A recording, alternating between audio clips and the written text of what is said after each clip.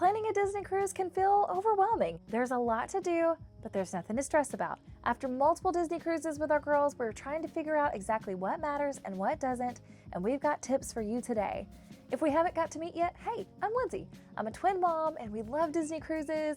Our first Disney cruise was when our girls were 4. Our last Disney cruise was when our girls were 6. And now we're getting ready to go on our third Disney cruise, which is our 6th cruise total. We're excited about this and we're ready to share with you what we've learned so far. We hope this helps. First, consider the timing of your cruise. When we plan our Disney cruises, we look at timing because with our kids in school, we are limited to summer, spring break, fall break, and winter break, and that usually happens to be the most busiest and most expensive times to go. If you have the flexibility, I highly recommend going in those off seasons. Early May before school lets out, late August or early September when school goes back into sessions. Those times are less crowded, less expensive, and honestly can be more enjoyable if you're not a big fan of crowds. But if it means that you get to go versus not go, go during the times that you can go that works with your school schedules. We try to start with the cheapest sale dates and build from there. Next, we look at destination. Not all cruises are equal. In Alaska, the early season is cooler, the late season can be warmer, and there's different wildlife opportunities throughout, so look at what's most important for you. For Caribbean cruises, try to avoid peak hurricane season. For European cruises, try to avoid peak summer and spring break crowds if possible. This step alone can change your experience if you are really bothered by crowds. Next, we look at pricing, and this is where I see people make mistakes and get caught into scams. Disney Cruise Line does not book through third-party sites in the same way that other cruise lines do. So if you find a cheaper price and it's not through Disney, make sure that you call Disney directly and have them confirm that it is legitimate, or always use a verified travel agent. All right, pro tip. Prices fluctuate, and if you haven't paid in full yet, you can apply new discounts later. We wait until the last possible week to pay for our cruise in full, even if it's $100 left, so that we can take advantage of any sales or discounts that may come up while we're planning our cruise. There are hidden savings that most people miss. 2 things we always do is look for current promotions on Disney's website. Right now, they've got some really good ones. And we always book a placeholder on the cruise that we're on for future discounts. So this just means that you pay down a deposit. I think for us last time it was $250, and that means that you put your placeholder down, you get a 10% discount or onboard credit depending on what they're offering at that time, and we save money like this every single time. Make sure that you take into account the price of your cruise with everything that's involved with it: the flights, transportation, hotel stays. Sometimes a longer cruise out of a cheaper port is less expensive overall. For example, in Alaska, we compared Seattle versus Vancouver, and Seattle was significantly cheaper for us. For others, it's the opposite. You also may want to compare shorter cruises to longer cruises because it may end up being less cost per day or more worthwhile the cost for a longer cruise. I encourage you to have a transportation strategy. Disney offers transportation, but we don't personally use it. The reason that we don't use it is because it's much more expensive.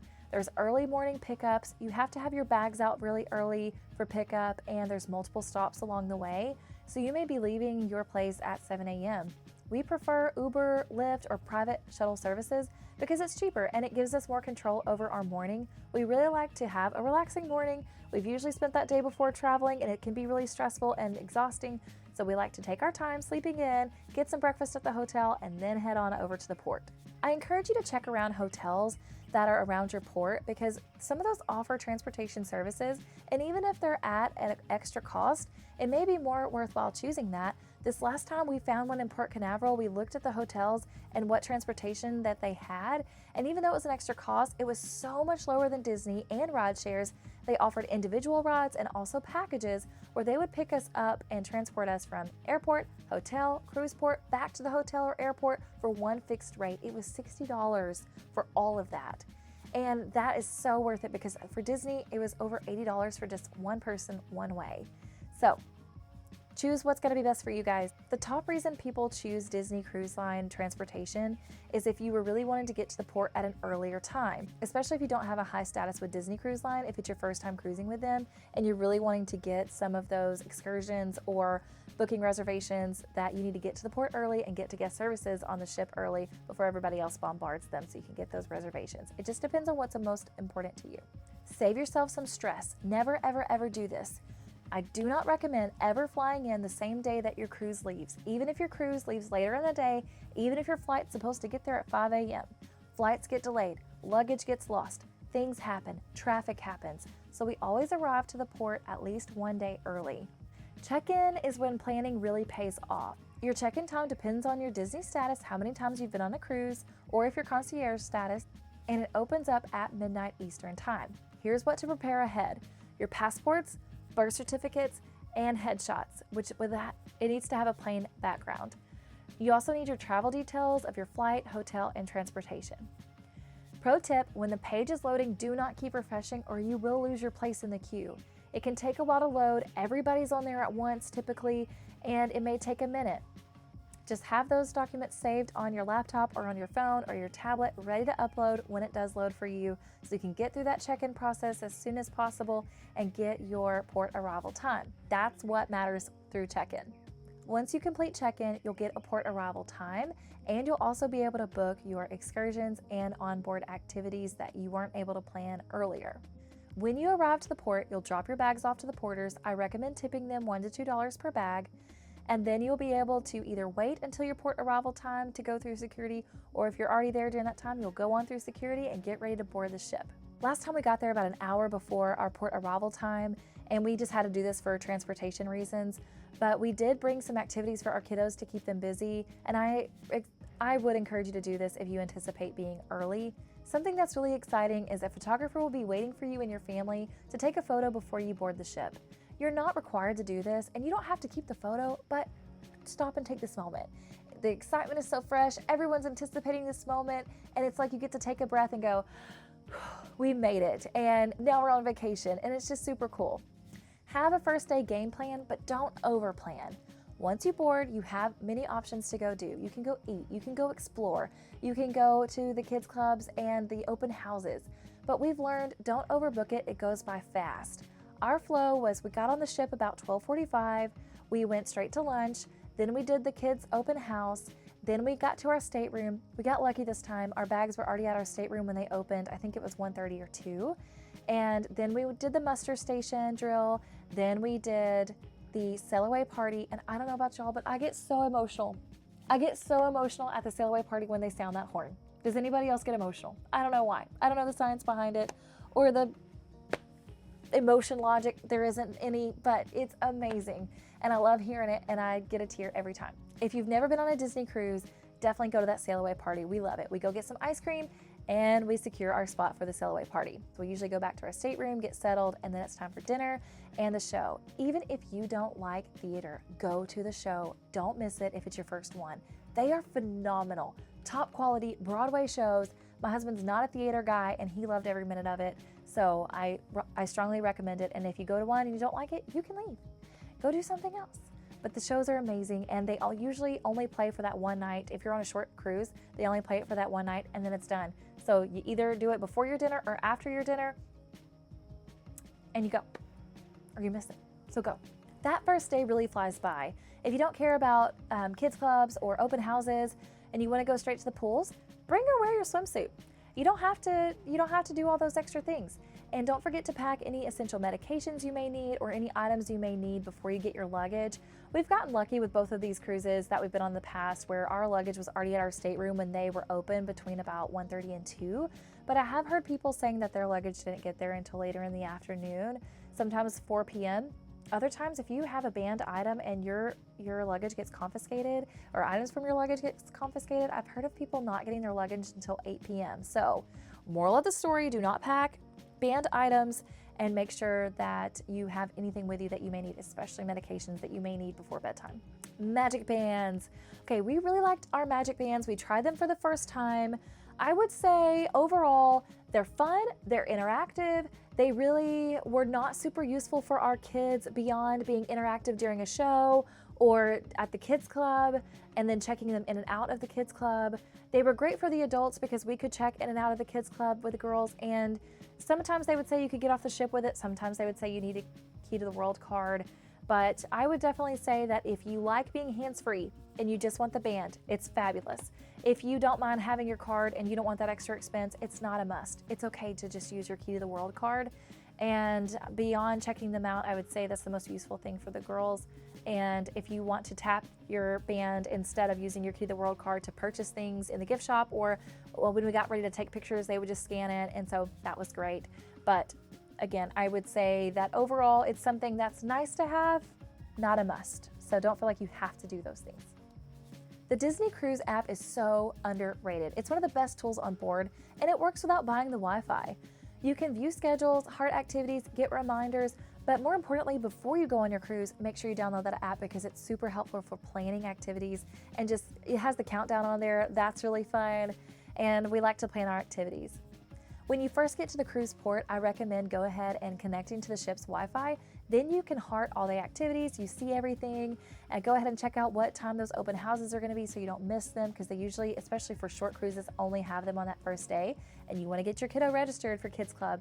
We didn't use it the first time when our girls were 4, but we used the heck out of it this last time when they were 6, and they loved it and they begged to go back. And there was one day where they were like, we want to stay. I was like, it's 11 o'clock. You can't go back. They're closed. We got to go to the room and go to sleep for the next day.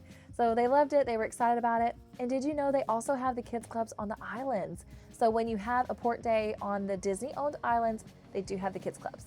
So make sure you've downloaded that cruise line app, use it for planning, and use it when you get to the port, and then use it on board for all of your planning. Heart those favorite things, and it'll send you reminders for the activities that you've hearted. I try to group experiences strategically. So look ahead on your cruise line itinerary and see what days you're going to be doing what, because this may determine what you want to do on each day. If you've got a day at sea, this may be a day that you want to do activities like the Bibbidi Bobbidi Boutique or the Royal Gathering or things like that. Or if you have a day in port and you don't plan to go into that port, that's a great day to do those activities. So here's what we do. We book the Bibbidi Bobbidi Boutique early-ish during the day. Then we book the Royal Gathering to meet all the princesses. It's free, but you gotta book it and do that as soon as you check in. And then we also do the either Royal Tea Party on the Disney Magic or on the Disney Wish. They had the Olaf's Royal Picnic, and that was a lot of fun. But we liked it because they were all dressed up, ready to go. It's one of those things that I wanted to experience at least once. If that's not something you can do, it's okay. There's plenty of other fun things to do. So on our Princess Day, that is designated, we bring our princess outfits. I don't buy them at the Bibbidi Bobbidi Boutique. We bring their own. They're more comfortable, and they wear them back when they get home, and they have a blast in them. And then we do Bibbidi Bobbidi Boutique, then their special gathering, then their special tea party or royal picnic, whatever it is that we chose to do on that one. This last time, I didn't do Bibbidi Bobbidi Boutique again. I brought our own makeup, and I did the girls' hair and makeup, and they loved it. They thought it was so cool to have like a spa makeup time with mommy, and it meant a lot to me too. So I would recommend doing that if you don't want to spend the time to do Bibbidi Bobbidi Boutique. If you haven't done it ever, I recommend doing it at least once. It is a really cool experience, and it was worth it for us. So it's important to know what you want to do so that when you check in, you can book those activities on those specific days, because it'll let you book on day 1, day 2, day 3, so on and so forth, so that you know which days are going to be best for you to have those special activities. If you have already checked in and you didn't get to book things, don't stress. When you get on board, you can go to guest services and see if they can, I would do this as soon as you get on board, and see if they can arrange that for you. It's never a guarantee, but they really do try to create the magic for everybody. Port days. Okay, have a port day strategy. Ports are really awesome, and I avoid booking onboard activities on port days, especially when we're on Disney Islands, unless we've already been there a million times and I'm okay staying on the ship. Or you do it for half a day. So like we would go to the island half a day and then do activities in the afternoon on the ship. For Castaway Cay and Lookout Cay at Lighthouse Point, I don't recommend planning anything if you've not been there before. Those islands are amazing. They are Disney owned, at least portions of them, and they feed you on there. It's all included. The kids clubs follow you on there, and it's really cool. So if you've not experienced that, don't book anything on the port day for that. If you're going somewhere that you've already been before, or if you don't want to get off, like we're actually going to Nassau this time, and it's not something that I feel like I have to do. So we're going to stay on the ship that day and hope for some really good pool time. We like to plan full beach days, and they even feed you on the islands and your kiddos in the kids club. So we enjoy that, but we were back in the ship by like 2 p.m. last time, ready to take a nap, and it was perfect. We took our nap, then we got dressed and got ready for our dinner and then theater show, so it was great. If you have never been on a Disney cruise, please don't skip events and shows. So Pirate Night, the Sail Away Party, the Farewell Wish Party, evening shows. Another thing I recommend is to buy the photo package with the all-inclusive digital images before you go. You get a discount on these if you buy it ahead of time, and we really felt like it was worth it for our family. I am so glad that we did, and we've done it every time since. It really allowed me to be present in those moments and not have my camera out all the time, and I just really appreciate that Disney had photographers at character meet and greets, dinner every night on the ship. They have them at the ports. And my favorite was when there was a photographer at the beach while they were at Castaway Cay, and she got the most magical photos of my family when we were playing on the beach, and I just feel like I will cherish those forever. Yeah, all of this can be a lot, but it's not to be stressful. So the goal isn't to do everything, it's to plan what's most important for your family and so you can enjoy and relax. Some of our best moments weren't planned at all. I will be making more videos about budgeting, planning, prepping, and packing for Disney cruises. Stay tuned. If this was helpful for you, please help me out by liking, subscribing, and sharing with someone you know, especially if you're going on the cruise with them, share that with them. And if you are going on a Disney cruise, comment below which ship you're going on and what you're most excited about. I think I'm most excited about the Stowaway Party right now and hearing that ship horn blast.